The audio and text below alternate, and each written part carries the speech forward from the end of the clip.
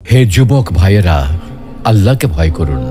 ওই ভয়াবহ দিবসের কথা স্মরণ করুন যেদিন আপনার জীবনে সব সুখ ও আনন্দ বিলাসকে ধূলিসাৎ করে দেবে।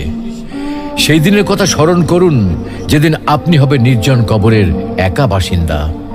সেদিনের কথা স্মরণ করুন যেদিন আপনার সন্তান সন্ততি, স্ত্রী, পরিবার, আত্মীয় স্বজন, পাড়া প্রতিবেশী, ধন সম্পদ, বন্ধু বান্ধব সব কিছু থেকে আপনি বিচ্ছিন্ন হয়ে যাবেন।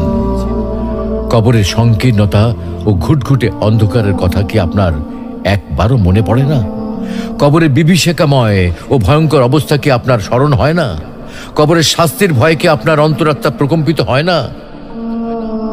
মুনকার নাকির ফেরেশতার দয় প্রশ্নের সঠিক জবাব কি আপনি দিতে পারবেন?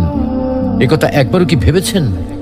অনুরূপভাবে কবরের অপুরন্ত সুখ ও অনাবিল শান্তির কথা কখনো কি আপনার হৃদয় পটে জাগ্রত হয় না?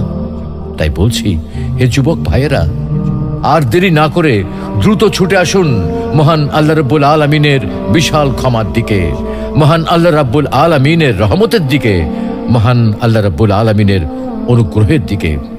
মহান আল্লাহ রাব্বুল আলামিন আপনাদেরকে বলছেন, তবু কি তারা আল্লাহর কাছে তওবা করবে না এবং তার কাছে মাপ চাইবে না?